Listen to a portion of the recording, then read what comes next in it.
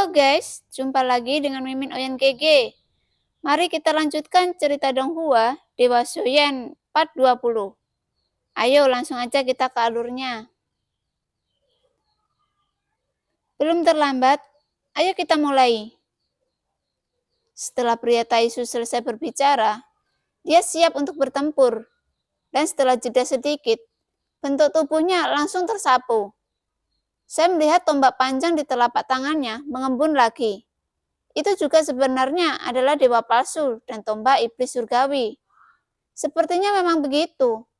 Bukan karena dia murah hati, tapi dia sudah mempersiapkannya sejak lama. Dan dia memberikan Xiaoyan lebih. Setelah Xiaoyan berhenti sejenak, dia mengencangkan tombak di tangannya dan hatinya tenggelam. Bagaimanapun, panah itu ada di tali dan harus ditembakkan Xiaoyan. Sosok Xiaoyan tersapu dengan keras, dan kekuatan abadi di dalam armor dewa palsu diintegrasikan ke dalam tombak saat pikiran Xiaoyan bergerak. Seluruh prosesnya sangat mulus, sepertinya kekuatan abadi itu benar-benar ada di dalam dagingnya. Seketika menutupi tombak itu, dan Xiaoyan tidak tahu apa metode tombak itu sendiri. Tapi dia berpikir bahwa 1000 kaki tanpa bayangan memiliki efek yang sama. Hanya untuk melihat tombak Xiaoyan seperti naga, berubah menjadi pancuran cahaya dan bayangan bersiul ke arah yang mulia Raja Iblis Tianhe. Xiaoyan tidak berhenti, dan dia bersiul menyerang dengan cara apapun. Meskipun berantakan, dia galak. Tidak mengherankan, pria Taisu yang berada di sampingnya sedikit membeku, dan dia bisa membayangkan tatapan aneh di matanya di bawah baju besi dewa palsu. Boom! Cahaya dan bayangan Raja Iblis Tianhe perlahan mengangkat tangannya, dan kemudian menampar Xiaoyan dengan telapak tangannya. Bahkan jika sosok Xiaoyan tertembak ke belakang, pria Taisu itu yang melihat ini tidak berani memikirkannya lagi, dan segera mengambil tindakan untuk menekan cahaya dan bayangan Raja Iblis Tianhe.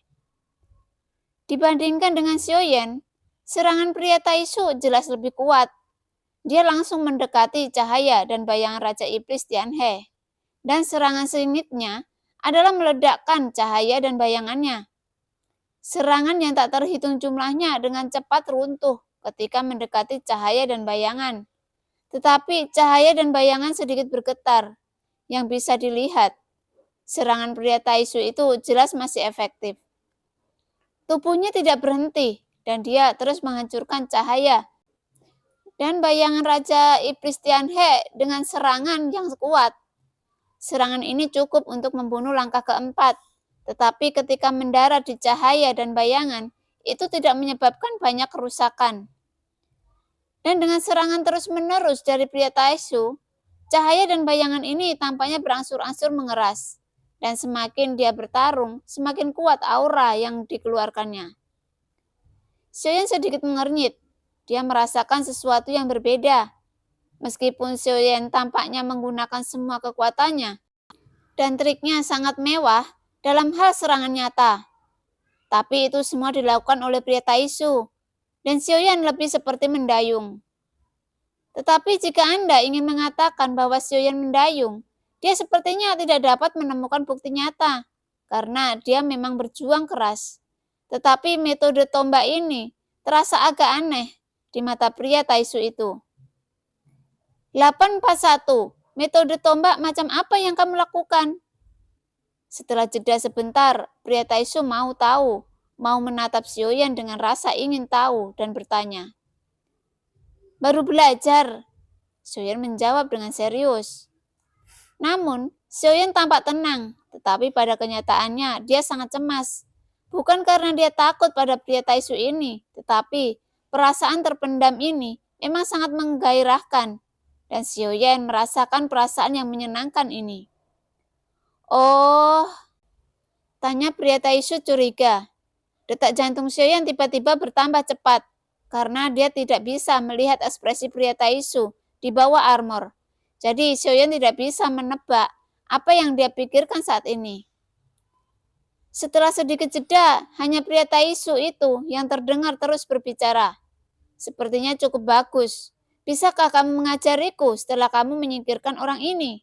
Gumam pria Taisu itu. Bahkan ada keinginan dalam nada suaranya, dan Xiaoyan juga terkejut saat mendengar kata-kata itu. Metode tombak macam apa yang dia gunakan sekarang? Semua berevolusi dari 8 penguasa berat misterius yang sunyi. Ketika beberapa trik digunakan pada tombak itu, sebenarnya sangat mendadak, tetapi dalam hal kekuatan, itu memang tidak lemah. Selain itu, bayangan 1000 kaki memang sangat indah, dan ketika bayangan senjata yang tak terhitung jumlahnya meraung, momentumnya sangat agung. Jadi, pria Taisu merasa itu sangat bagus. Tentu saja bisa. Tidak hanya itu, saya telah belajar banyak keterampilan bertarung baru. Anda harus optimis. Xiaoyan mengikuti tanaman merambat karena ini semua demi dia. Dan dia hanya memainkannya lebih realistis yang digunakan pada tombak. Selain itu, Xiaoyan juga menemukan bahwa kekuatannya memang cukup objektif. Dan Xiaoyan juga memahaminya pada saat yang sama. Sehingga triknya secara bertahap menjadi lebih lancar. Pria Taisu itu yang sedang menonton bahkan lebih tercengang. Ini trik yang bagus, aku ingin mempelajarinya.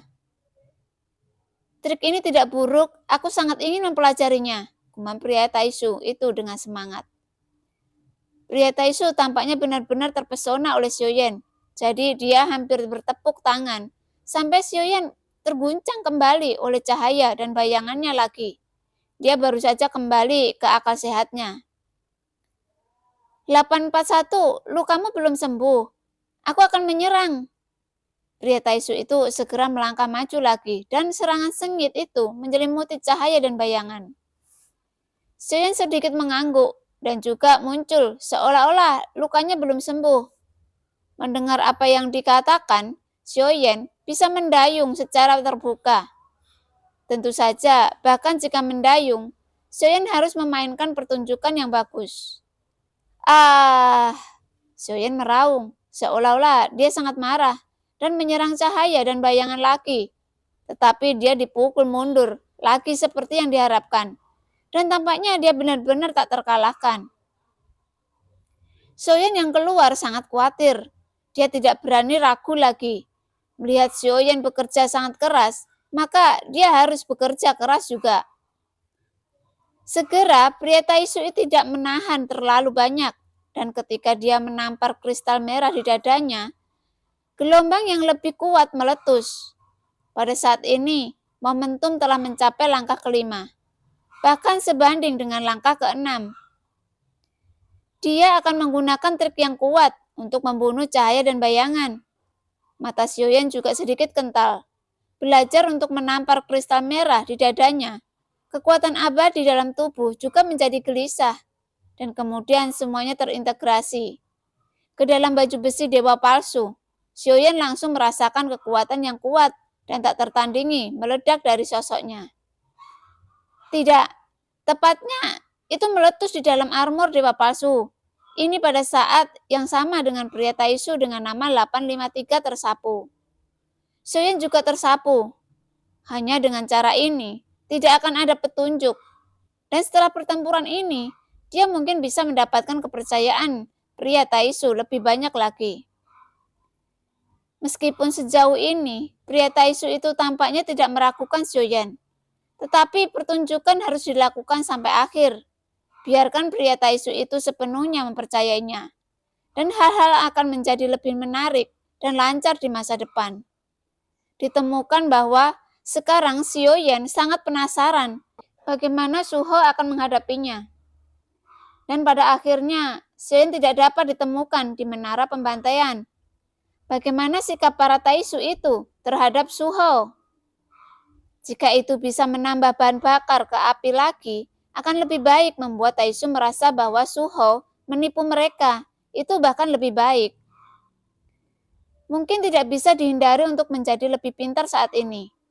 Dua sosok, satu demi satu, menabrak cahaya dan bayangan Raja Iblis Tianhe dengan serangan yang sangat kuat. Duar. Saya melihat cahaya dan bayangan Raja Iblis Tianhe menghadapi serangan keduanya.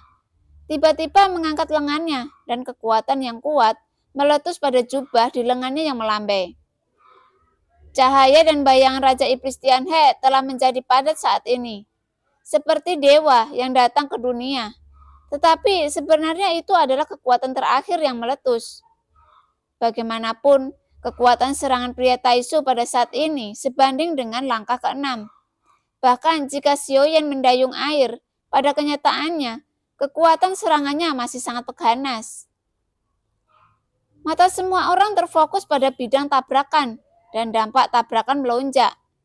Merasakan dampaknya, ekspresi semua orang di sekitarnya sedikit kental, dan hati mereka semakin bergetar.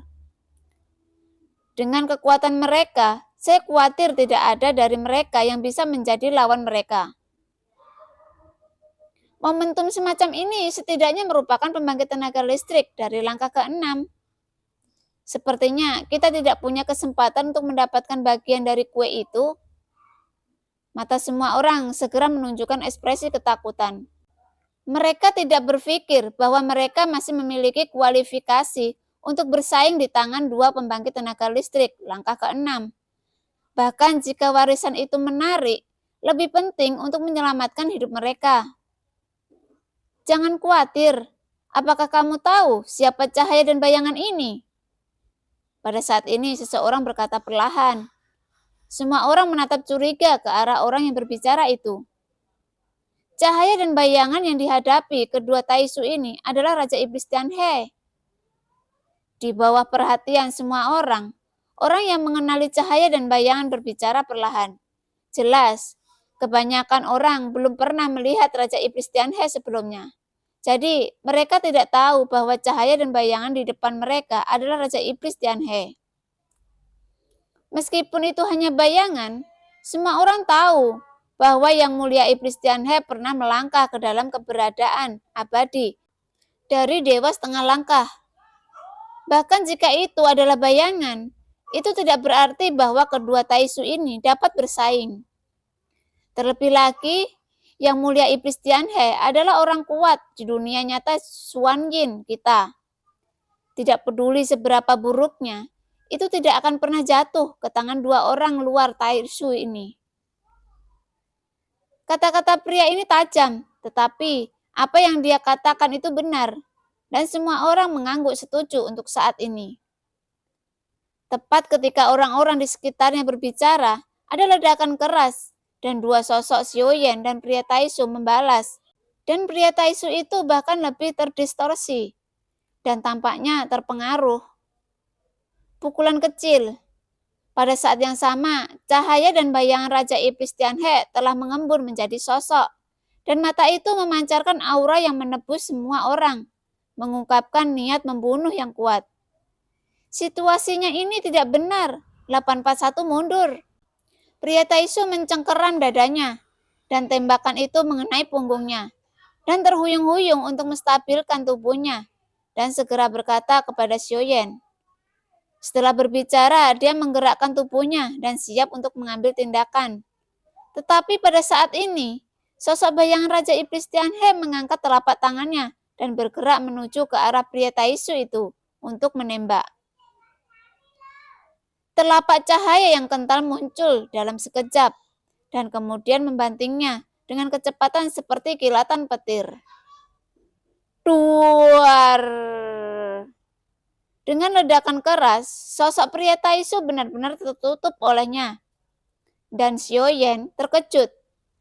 Pada saat ini, dia menyadari bahwa tampaknya niat membunuh bayangan Raja Iblis Tianhe hanya ditujukan pada pria Taisu itu.